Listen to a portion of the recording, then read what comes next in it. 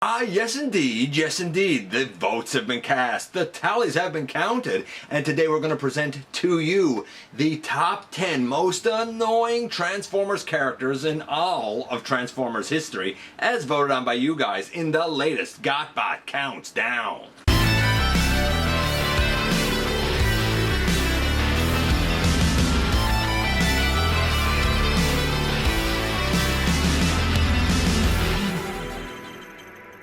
Hey all, welcome back to the channel. I'm your host, your most humble of hosts, Dennis Moulton, aka GotBot. As always, please like, comment, share, of course, subscribe, and while you're at it, baby, light them up. And hit that notification bell, please. It helps me out a ton. It lets you know when content of all sorts goes up here on the channel. Check out Machinery of Man, The Everything Factor, Transformers Collectors NL, The Autobot Family, Transformers vs. G.I. Joe vs. DC Universe vs. Marvel. All those links are in the description, as well as all of mine across social media. So check me out there everywhere. If you want to be kind of a part of the team, if you really want to help the channel out, you can see what we offer through Teespring. You can check us out on Patreon, or of course you can hit that join button and become a channel member as well. And today is the countdown of the top 10 most annoying Transformers characters. Now, before we kind of dig into things, there were a lot of votes that came in. As a matter of fact, this set a new record for the most number of votes cast for a countdown, and a lot of people really struggle apparently with the concept of voting. There are certain rules and regulations, man, and a lot of people said all of the humans. Okay, that's a group, not a specific character. I can't just say all of the humans. Which humans are the most annoying? Remember, there's only 10 slots, man. We're going to see kind of which humans, if any, made the list and which ones made honorable mentions, and I'll probably talk about a few others here and there along the way, of course. And then a bunch of people also voted for Michael Bay. He's a director, he's not a character. Dude doesn't count. It's probably true, but the dude doesn't count.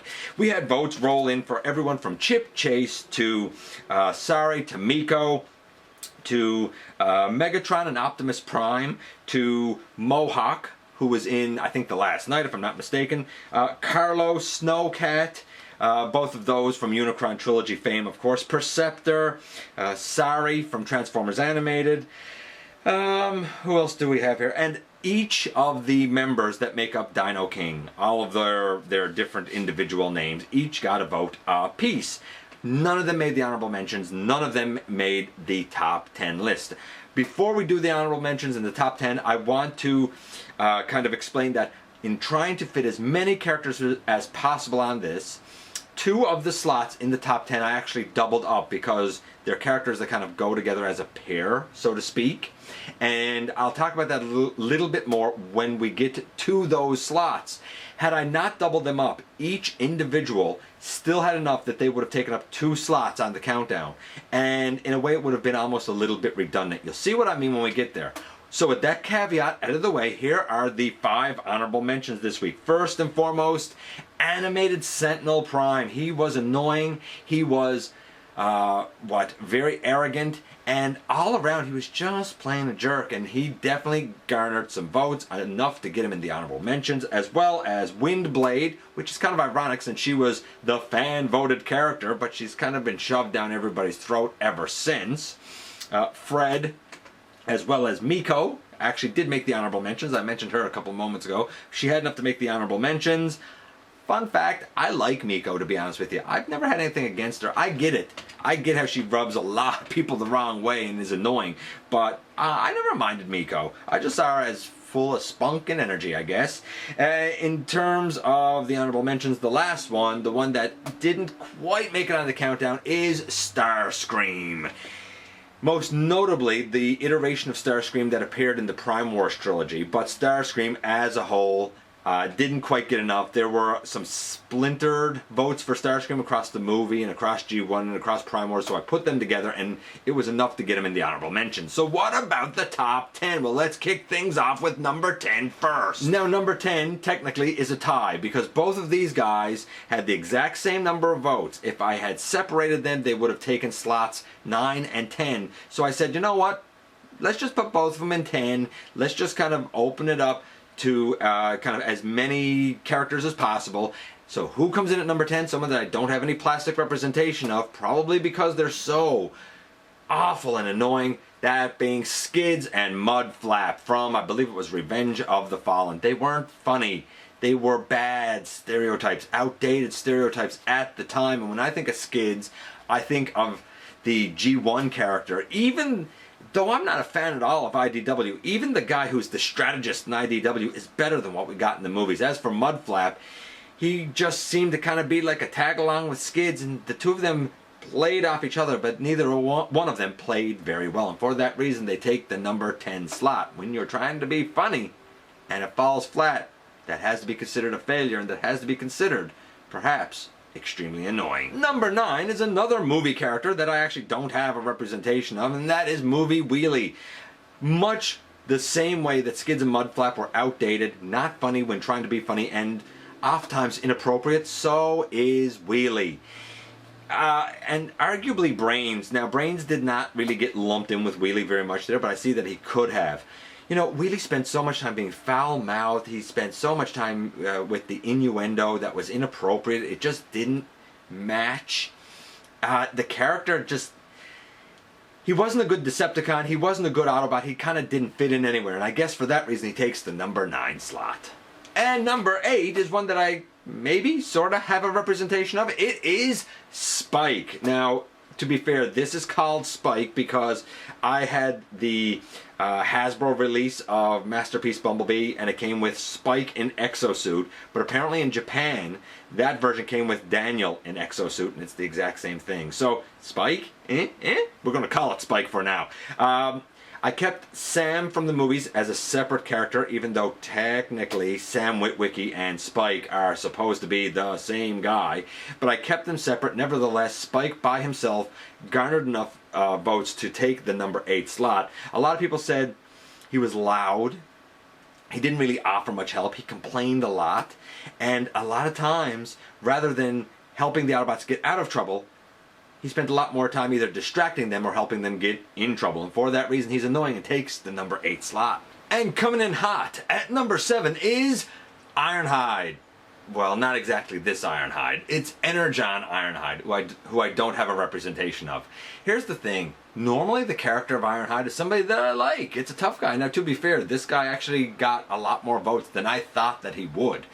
But Energon Ironhide got significantly more. We all know that Energon is not exactly renowned as the best of Transformers fiction. In fact, it's not even renowned as very good within the Unicron trilogy itself. And undoubtedly, Energon Ironhide, who was one of the focuses of that, and he was young and he was still learning, which is fine. I get when they're young and learning, but did he have to be so annoying about it? Did he have to be kind of so much of a unintelligent doughhead, so to speak?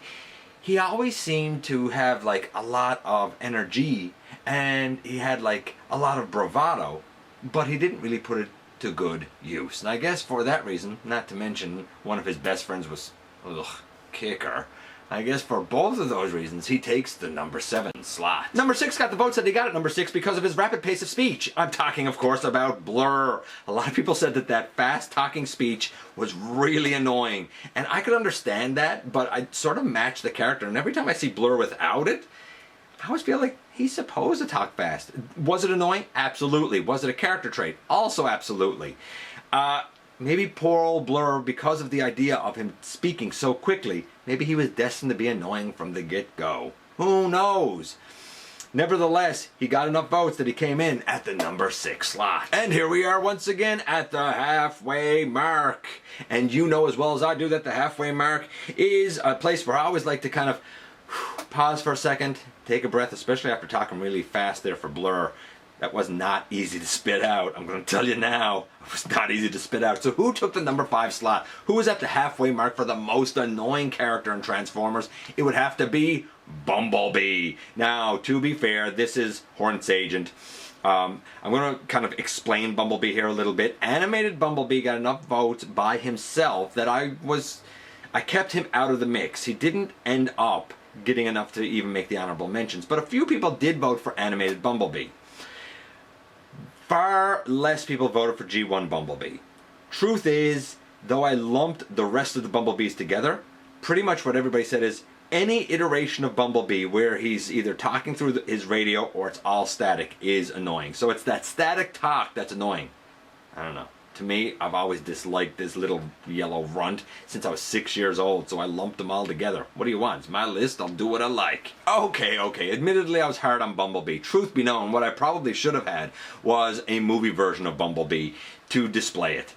Truth is, the G11 didn't get a whole lot of votes. It was kind of a tie between movie and Prime Bumblebee, and mashing those two iterations together. That's really what came in at number 5, if I'm being honest with the count. And I suppose I should be, since I always tout how this is voted on by you guys. So who comes in at number 4? Number 4 is another human. It's probably the one that I personally would have put at number 1. Who am I talking about? Kicker! That's right. The annoying Kicker comes in at number 4. You know what? It's the first time that I wanted bad things to happen to a character. Like, I don't even want bad things to happen to the Decepticons. I detest Kicker more than I detest Wheelie, and that's saying something. I detest Kicker probably the most of any Transformers character. Now, I'm not a fan of Unicron Trilogy as it is, but I assure you that Kicker doesn't help.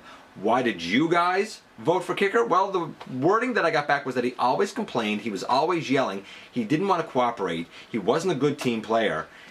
I could go on, but I think you get the idea as to why Kicker takes the number 4 slot. And that only leaves us with 3. Now again, number 3 is one of those examples where I put two characters together because they're essentially the same character. And I didn't want to take up 2 slots in the countdown for essentially the same character. I'm talking about Hot Rod and Rodimus Prime. In essence, I put both of them together. They're technically the same guy. I can tell you now, got a ton of votes, and even if I split them up, both of them would have appeared on the countdown. In terms of why people voted for Hot Rod, they said he was so young, so brash, and kind of, couldn't follow what anybody was saying to him. He was always annoying, he was getting under people's skin, you had Cup there trying to fix the bridge or whatever, and this guy had to smash through. He was fishing. That's as useful as Hot Rod was. That's what people said. Then when it came to the Rodimus Prime votes, everybody said all the guy ever did was complain. All the guy ever did was say, I don't want to be the leader.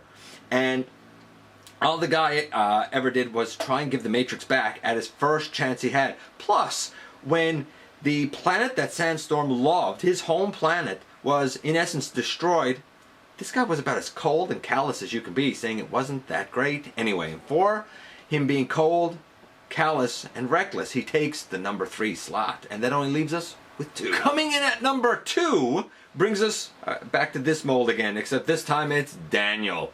What can I say? He's an annoying little runt, especially the way he appears in Headmasters. A lot of people don't like Daniel, man. A lot of people say that, just his voice alone, just the voice casting alone, grates right on their nerves. A lot of people said, you know what? He was always kind of loud and obnoxious and complaining and got himself in trouble in his attempts to be brave. And some people, pitied RC and said she had to go around with this little runt in her head all the time. And for that reason, he takes the number 2 slot. And that only leaves us with 1. And this time, number 1 is probably not going to be a shock to anyone. What might be a shock, however, is that in all of these countdowns we've done, all of the fan votes we've done, thus far, up to this point of this recording, this guy has gotten the most votes for any topic, for anyone, at any time. Who am I talking about as the most annoying character in all of Transformers? It gotta be G1 Wheelie with his incessant rhyming. Even when they done the dub of the Japanese series where he didn't rhyme, he was still loud and obnoxious and annoying. Wheelie. Is there anything more that really needs to be said? The guy undoubtedly was destined to take number 1. And there you have it once again, 10-1 for the most annoying characters in all of Transformers history as voted on by you guys. Do I necessarily agree with everything on this list? No, I don't. Do I necessarily even agree with some of the votes that came in that only had 1 vote, like Optimus and Megatron? No, I don't, but it's not about what I think. I can guarantee you that my personal list would have been vastly different in a lot of ways, and even in the ways it would have been the same, I think it would have had them ranked differently. Yeah, naturally, Wheelie was going to be number 1, but I think for me personally, Kicker would have been number 2. I feel bad for some people, and I experienced this as well, some people who had their favorite character get votes as most annoying. Like, I'm a huge fan of Wheeljack, but I tell you now, Wheeljack had a few votes himself. I'm a pretty big fan of Cup, and Cup had a few votes because of his old man annoying stories. There was a lot to digest in this particular countdown, and though number 1 was no surprise, and probably number 2 wasn't a surprise, the further we went down the list, the more I felt like it was a little bit more wishy-washy and a little bit more open to debate, but that's the way the votes fell. Let me know what you think. Do you agree with the list? Disagree? Who would you have changed out? You know I love to hear from you guys. I appreciate you coming by, give me some of your extremely valuable time. Man, I do know how important it is to you. If you're in a position to help the channel to grow, don't forget there's a donate link down in the description. You can check us out on Patreon. You can become a channel member by hitting that join button, or of course you can see what we offer through Teespring. Hit the subscribe button, man. Stick around. Have some fun with us. Don't forget, somehow, someway, each and every single day, you do make a difference. And I look forward, baby, to the next time that you and I get together to have another visit, either in the live streams, at the stop motion premieres, or the old-fashioned way, right here, inside the videos.